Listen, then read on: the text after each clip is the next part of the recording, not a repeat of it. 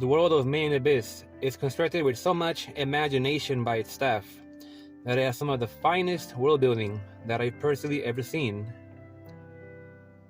Two kids enter an abyss that leads deep into the unknown. With every layer, there are beautiful landscapes that change, becoming more surreal and sinister as the journey continues. Every layer is like a different world that feels very alive to the viewers because of how well they get presented and fleshed out. In the shadows lie intelligent and frightening creatures that become more dangerous the lower one goes. In the small town above it all, one child is an enigma that was found unconscious. He wants to know what he is and where he came from because he can't remember. The other is a miracle child trying to find out what happened to her mother, who supposedly awaits at the bottom of it all. As a result, they run away together after becoming close by coincidence to find out their truths. The rules of the abyss are another horrifying aspect. It takes only the strongest to get to the bottom because of how harsh the conditions are, conditions that can make you lose your humanity from how deep they go. The unknown leads to so much wonder in this series that leaves amazement with every episode, as the abyss unfolds and shows what feels like unlimited amounts of beauty and horrors that hide within.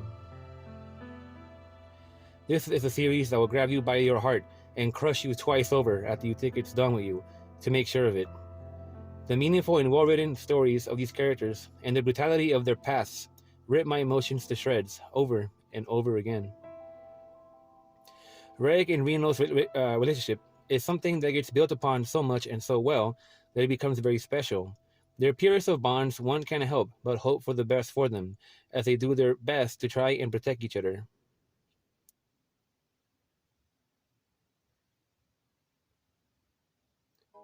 It invokes a protective feeling for this bond from the viewers. As a result, the tension and stakes in this anime feel almost unbearable. They aren't really sure what they are getting themselves into, and as the terrifying monsters get closer, it even makes me start to panic. There are times where it can become hard to watch because this series can be terrifying, to the point where one might even feel like looking away. Even when it's not trying to show you a sad event, seeing the beauty behind certain scenes and how beautifully they are executed, with its majestic music playing in the background, made me cry a few times, and feel like a man standing and crying in applause at the theater during the climax of a classical piece. As the two stand over the first layer of the abyss with the wind and fog going around them, I can't help but feel anticipation to see what kind of world waits.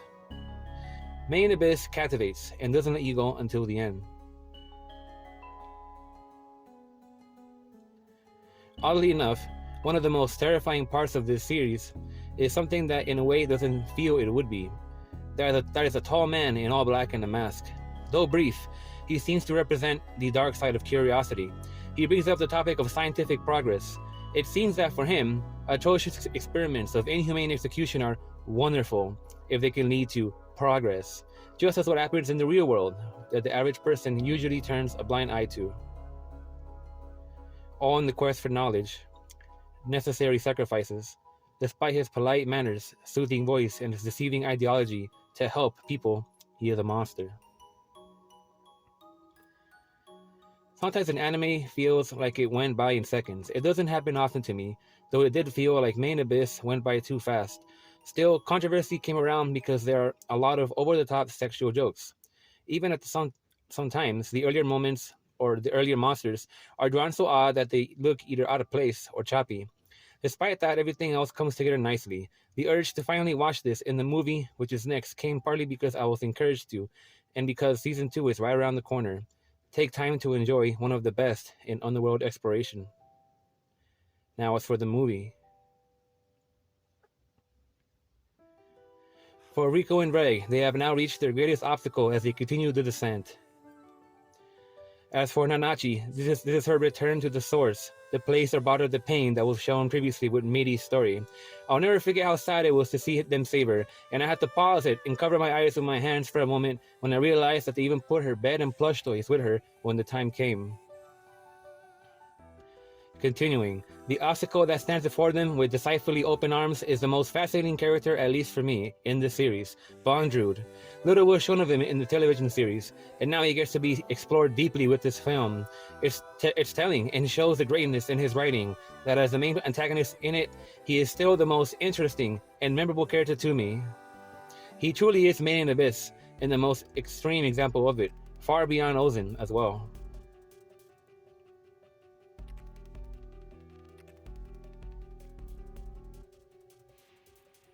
His pursuit for knowledge in the name of science and his struggle going into the abyss himself has turned him into that which he least would want to be. His tragedy is that he has lost himself to the extent he lost his humanity trying to be humane. That is because the deepness of the abyss itself seems to have warped his state of mind. As a result, he is good and evil smashed together into a mutually chaotic ideology. It's intriguing to see that he may not be aware of what he has become. Still, his stare is both compassionate and frightening to the point it makes me uneasy. He has been experimenting to understand the abyss and to save people, so he believes. What he does in his film is unspeakable, and one would have to see that the levels of obscenity and vileness he willingly decides to go forward with themselves. Not only that, it's his calm, cool, and collected personality throughout all this that makes it even more disturbing. Amusingly, his Pentaman-like optimism can be moving at times. Still, despite how much I enjoy this character, he is the most irredeemable of characters. They say sacrifices are necessary, and yet his idea of sacrifice is so absurdly counterproductive and selfish it overshadows its usefulness. This film brings back the introduction also of Prushka and her adorable pet Mania. She is from the same place Bondrewd is from. The two share a bond that plays out during the film. Considering it's Bondrewd, one would worry how something such as this could possibly play out. Same as before, the animation plays out well everywhere it is used. There are also some intense and amazing fighting sequences. What always stands out beautifully is how much attention to the background art the author places on. The music, however, felt mostly like atmospheric background this time around. By that, I mean it's not as memorable as in the TV series. At least they bring back some of the old soundtrack as well. Again, the author has some controversial ideas and he's not afraid of putting them in his work.